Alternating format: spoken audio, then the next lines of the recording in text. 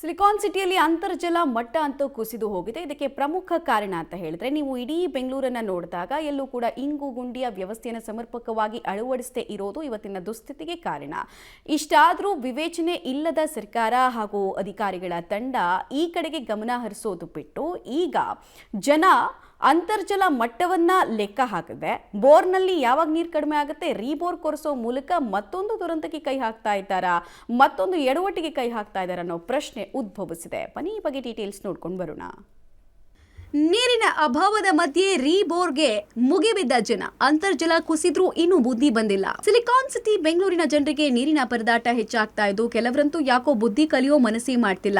ನಗರದಲ್ಲಿ ಅಂತರ್ಜಲ ಮಟ್ಟ ಕುಸಿತವಾಗಿ ನೀರು ಸಿಗಲ್ಲ ಅನ್ನೋ ಆತಂಕದ ನಡುವೆ ಭೂ ಒಡಲಿನಲ್ಲಿ ನೀರು ಬೆನ್ನಟ್ಟುವಿಕೆಯನ್ನ ಬೆಂಬಿಡದೆ ಕೆಲವರು ಮುಂದುವರಿಸ್ತಾ ಇದ್ದಾರೆ. ನಗರದಲ್ಲಿ ಬೇಸಿಗೆ ಶುರುವಾಗ್ತಾ ಇದ್ದ ಹಾಗೆ ಬೋರ್ವೆಲ್ಗಳಲ್ಲೂ ನೀರಿನ ಹುಡುಕಾಟ ಜಾಸ್ತಿ ಆಗ್ತಿದೆ. ಈ ಹಿಂದೆ ನಗರದ ಕೆಲವು ಪ್ರದೇಶದಲ್ಲಿ ಕಡಿಮೆ ಆಳದಲ್ಲಿ ನೀರು ಸಿಕ್ಕಿತ್ತು. ಆದರೆ ಅಂತರ್ಜಲ ಮಟ್ಟ ಕುಸಿದ ಕಾರಣ ಆ ಬೋರ್ವೆಲ್ನಲ್ಲಿ ನೀರು ಖಾಲಿಯಾಗಿದೆ. ನೀರು ಖಾಲಿಯಾದ್ರೂ ಭೂ ಒಡಲಲ್ಲಿ ಅಂತರ್ಜಲ ಬೆನ್ನಟ್ತಾ ಇರುವ ಜನ ರೀಬೋರ್ಗಳ ಮೊರೆ ಹೋಗ್ತಿದ್ದಾರೆ. ಬೋರ್ವೆಲ್ ಲಾರಿ ಮಾಲೀಕರು ಹೇಳೋ ಪ್ರಕಾರ ಕಳೆದ 2 ತಿಂಗಳಿಂದ ಒಟ್ಟು ಬೆಂಗಳೂರಿನಲ್ಲಿ ಸುಮಾರು 25% ಅಷ್ಟು ರೀಬೋರ್ಗಳ ಸಂಖ್ಯೆ ಹೆಚ್ಚಾಗ್ತಿದೆ. ಈ ಹಿಂದೆ ಕಡಿಮೆ ಆಳಕ್ಕೆ ನೀರು ಪಡೆದಿದ್ದ ಜನ ಬೋರ್ವೆಲ್ಗಳಲ್ಲಿ ನೀರು ಕಡಿಮೆ ಆಗ್ತಾ ಇರೋ ಕಾರಣ ರೀಬೋರ್ಗಳ ಮೂಲಕ 700-800 ಅಡಿಗಳಿಗೆ ಬೋರ್ ಕೊರೆಸುವ ಮೂಲಕ ನೀರು ಪಡೆಯೋಕೆ ಮುಂದಾಗ್ತಿದ್ದಾರಂತೆ. ಬಹಳಷ್ಟು ಬೋರ್ವೆಲ್ಗಳಲ್ಲಿ ನೀರು ಕಡಿಮೆ ಆಗಿದೆ ಅಂದ್ಬಿಟ್ಟು ಡೈಲಿ ದಿನನಿತ್ಯ ಸುಮಾರು 100 ಬೋರ್ವೆಲ್ಗಿಂತ ಹೆಚ್ಚು ನಮಗೆ ದೂರುಗಳು ಬರ್ತಾ ಇದ್ದಾವೆ.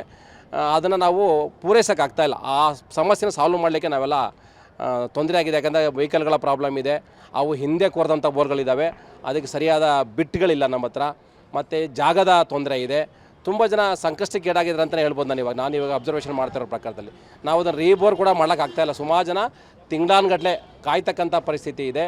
ಬಹಳಷ್ಟು ಬೋರ್ಗಳು ಇಕ್ಕಟ್ಟಿನ ಜಾಗಗಳಲ್ಲಿದ್ದಾವೆ. ಇನ್ನು ನಗರದ ಅಂತರ್ಜಲ ಮಟ್ಟ ಈಗಾಗಲೇ 1000 ಅಡಿಗೆ ಕುಸಿದಿದೆ.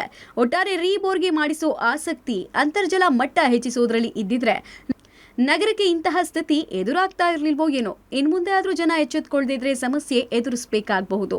Raghu Mariswamy, metro bureau, public TV, Bengaluru.